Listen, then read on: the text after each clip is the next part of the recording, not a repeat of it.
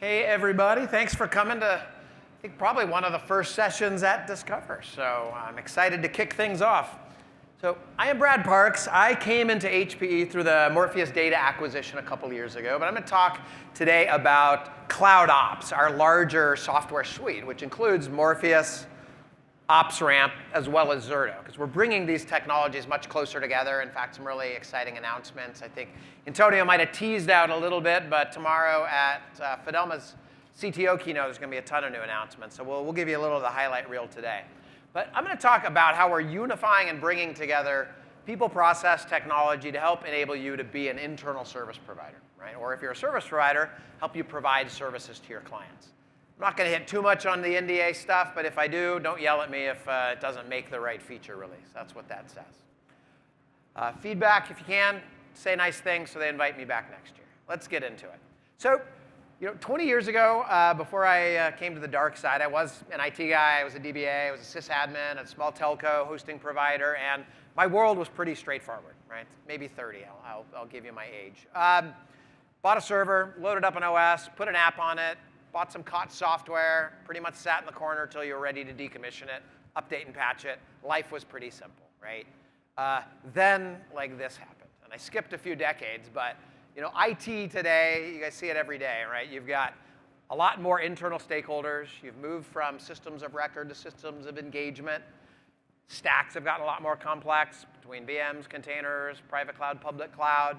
The world's a mess. The challenge is the mess has increased at this rate, while internal resources, skill sets, people time has not.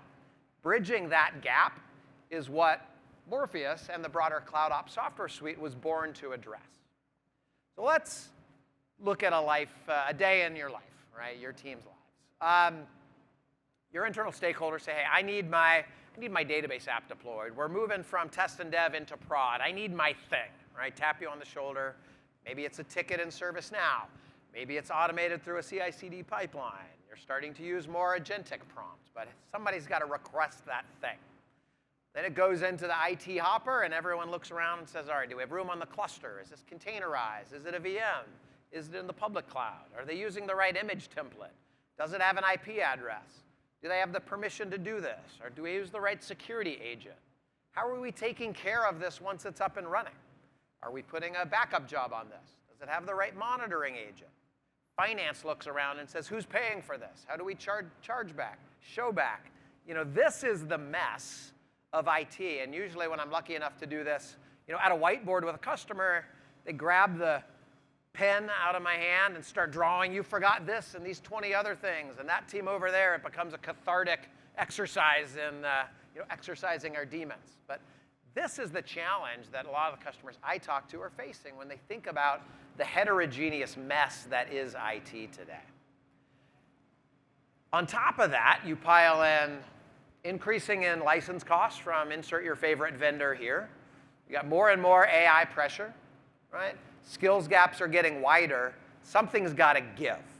And a lot of the customers I've talked to over the last couple of years, right, say, hey, that looks and sounds a lot like me, but my primary target is figuring out what I'm going to do about my hypervisor strategy, about virtualization. So a lot of people start looking for the perfect VMware replacement, or how do I manage my workload strategy.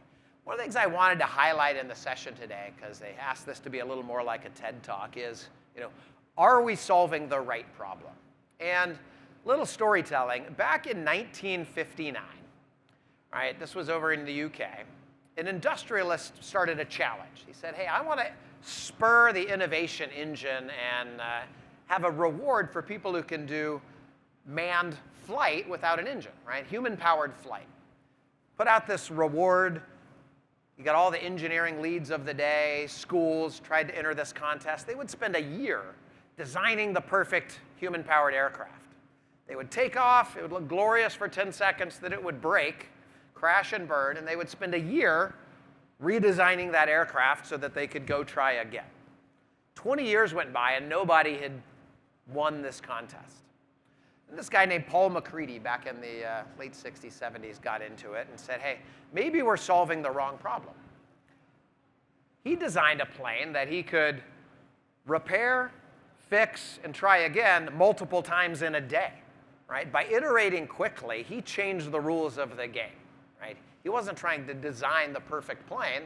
He was trying to design something that he could iterate on and change as needed so he could get to the end. He ended up winning this contest, but it became a backdrop for a lot of DevOps principles, a lot of internal IT, when you're trying to design for the right problem. And when we think about getting to the cloud operating model or thinking about our runtime alternatives, I want to challenge everybody to maybe think a little bit differently about that. And a few design principles that I'm going to cover when we talk about cloud ops, right, is thinking about abstraction, right? Creating service interfaces into the parts of IT so that you can insulate yourself from change.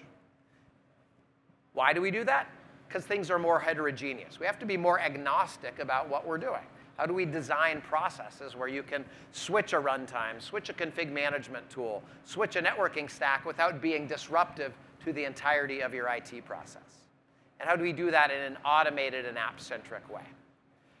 So to dive into HPE CloudOps and thinking about abstraction as one of those first-order principles, CloudOps was designed to be your single point of interface into downstream runtimes and clouds.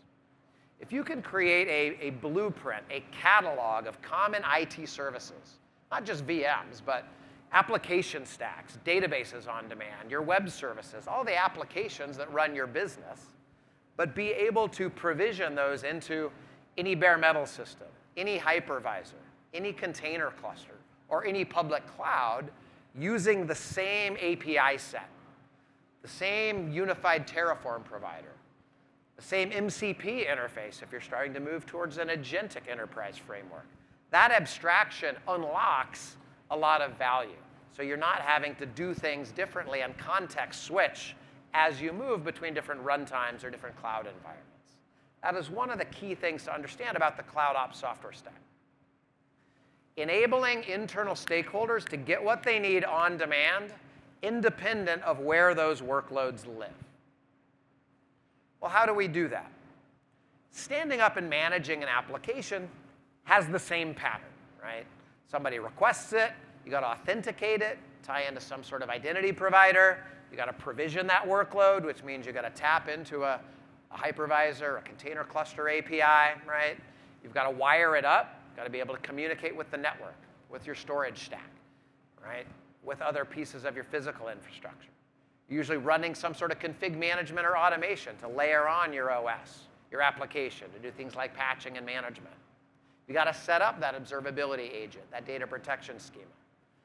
That is what CloudOps delivers, but not in a purely HPE way. I know we're here at HPE Discover, but I actually don't like talking about HPE hardware. Why? Because your IT environment represents a whole lot of other dependencies and tools.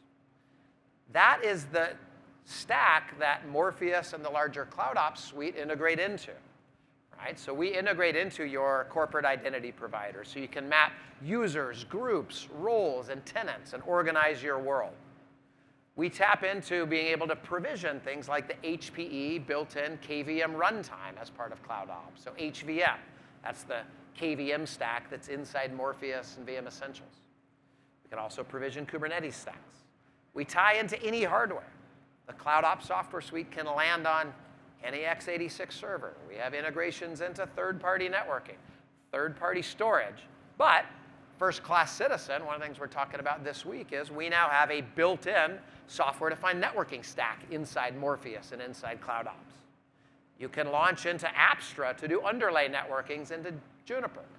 We have integrations into things like the Alletra array. So we do want to make sure HP shows up as a more than first-class citizen, but we really don't care. You can run on any hardware, and particularly in a tight economic environment, you want to be able to maybe repurpose some computer storage you already have. On around this circle. So integrating into all of the tools that are already in your landscape so you can fully orchestrate and automate provisioning applications and then managing those day two. So speaking of day two, right, managing risk is another key attribute of the cloud operating model. So within CloudOps, we talk a lot about Zerto, but thinking about governance and risk more broadly. So role-based access. If you're going to enable end users to get things on demand, you've got to put them down a paved road. So we have a very fine-grained role-based access permission set. So you can scope different users and roles and put them into their lane, how much then they spend, right? How much resource can they provision? With things like OpsRamp, we're able to solve for mean time to detection and mean time to resolution. So how do you observe workloads across your full stack, find problems, and remediate them very quickly to reduce risk? And then obviously Zerto, where's the name come from? Zero RTO. Zerto, part of how we're enabling really tight RPO and RTO, so you can manage your downtime, but also move workloads from point A to point V in a much less disruptive way. Now, one of the last pieces about CloudOps is visibility, right? You can't manage what you can't see, right? When we first install and we start wiring together all those hypervisors, all those tools, we do discovery. We ingest and scrape all the VMs, the containers, the networks, the storage, so we can synchronize and understand your systems. We then have an embedded right-sizing agent to do analytics to help you maybe do less over-provisioning. And again, particularly when commodity costs are going up, you've got to be able to manage very tightly. So we can give you recommendations to increase your utilization of your hardware or lower your public cloud costs. And then put policy and guardrails around all of that and provide tracking so that you can then do chargeback and showback and meter how are people using the applications inside IT. These are all attributes of the cloud operating model. You go back to NIST, the original definition of cloud computing. This is what CloudOps enables for your teams. Now, one of the other design centers, you can't get through a presentation lately without hearing about AI. I do want to talk about not AI more broadly, but AI for IT. How are we starting to embed AI inside the software products to help you get more done in less time? So one of the things that we've done, we're talking a lot about this week inside both Morpheus and OpsRamp. So Morpheus now has an embedded MCP. And you think about that abstraction model, because we're sitting in front of your VMware, your Nutanix, your KVM, your Kubernetes. If you orchestrate and connect into our API or our MCP server, we've unlocked the ability to do all the provisioning, all the guardrails, all the things I've talked about into any environment. So you can do that via OpenClaw, Claude, whatever your interface of choice is. But we've also embedded an internal chat interface inside the CloudOps suite. And we've got a whole session tomorrow with our VP of Engineering, our Morpheus co-founder, if you get a chance, all around the agentic capabilities being built in. But there's a little video we captured last week just to show you a little bit of the art of the possible. So this interface down at the bottom, this is now embedded inside Morpheus. I'm just going to say, hey, give me an overview of my cloud costs, right? Morpheus, CloudOps, we're usually connected to a lot of different cloud environments. It's going to go look at that unified data model of all the costs across all my clouds and say, hey, here's what the breakdown is. It just scanned hundreds of records and tables across all of the different clouds we were talking to and said, how can I optimize my costs?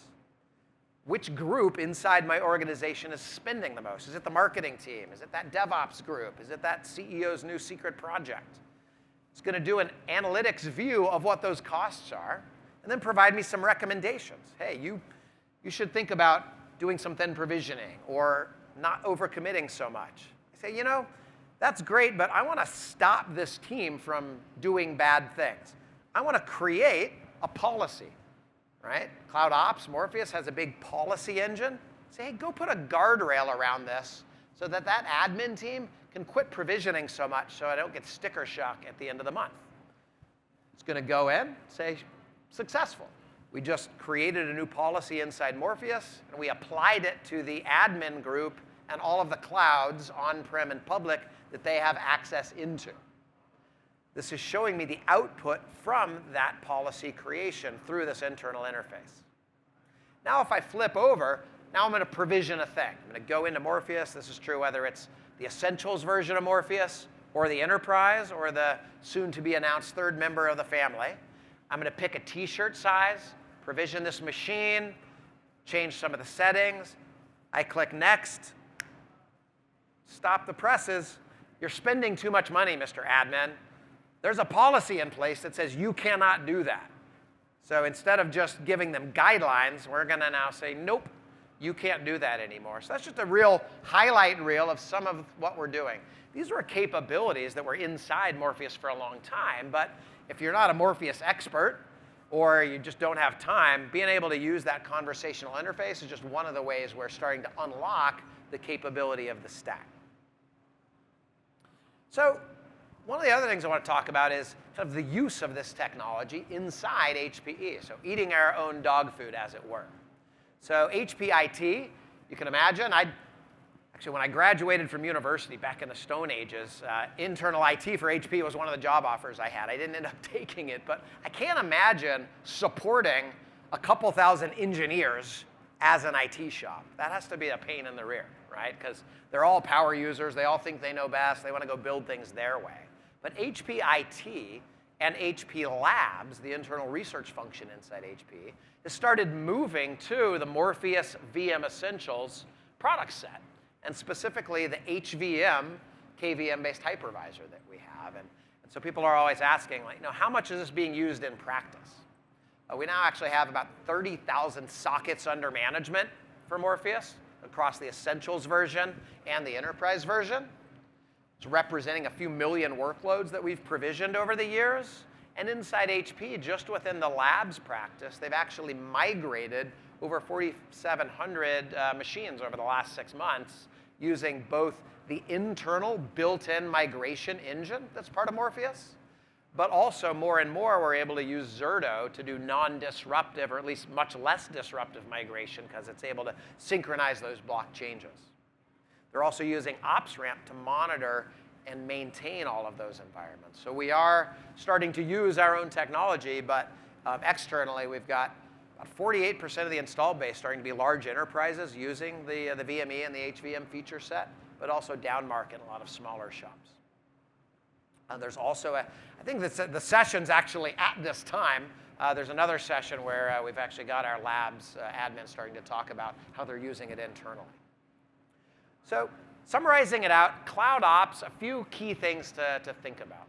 First and foremost, that feature set I talked about, that's how we're unlocking really the force multiplier inside your IT organization, embedding things like automation, being agnostic, providing abstraction into a lot of those processes. So you're able to account for that increasing complexity, but your relatively flat investment envelope. We're going to help you bridge that gap by being a platform that you can start to think about orchestrating all of that. Because we're agnostic and we've got that abstraction view, we're going to give you freedom to land workloads on the right runtime that makes sense. That might be our HPE native HVM or HKS Kubernetes stack. Might continue to be VMware, could be Nutanix, could be public cloud. Honestly, we want to give you the freedom to interface once into all of those environments to do the right thing. And we're going to do that in a very predictable way from a cost structure. So CloudOps and Morpheus is a socket-based licensing model. What does that mean? Well, if you're moving to more single-socket, high core count servers as part of infrastructure refresh, that means your per workload hosting cost is actually going down exponentially every time you do a hardware refresh. Now, most software vendors have gone to core-based pricing. Why? Because they have to chase the core to extract value for their software. We happen to sell 800,000 servers a year, a fair amount of storage. We want to embrace and get you to leverage that hardware capability. So we're here to make it as cost-effective as possible to land workloads on our HPE native runtimes while you're still orchestrating everybody else's runtime environment. So while you're here this week, we do have some other sessions I'd invite you to check out, but also this QR code. I'm going to leave this up for a bit. Up in the top corner of this room by the escalator where you went down to get your badge, we have something called the CloudOps Hub. Actually got our Morpheus founding team, some of the smartest engineers I've ever worked with. We've also got the OpsRamp team in there. We've got some hands-on test drives if you want to go take Morpheus or OpsRamp out for a spin. It's co-sponsored by Veeam, but go find it. You can register. You can do meetings. We've got demos, a bunch of engineers out there. We're talking about some futures. So invite you to take advantage of that. You can sign up for a specific slot or just drop in. But appreciate everybody's attention today. Hope you have a good week here in Las Vegas. Make smart choices. But come learn a little bit more about the CloudOps stack. Thanks, everybody.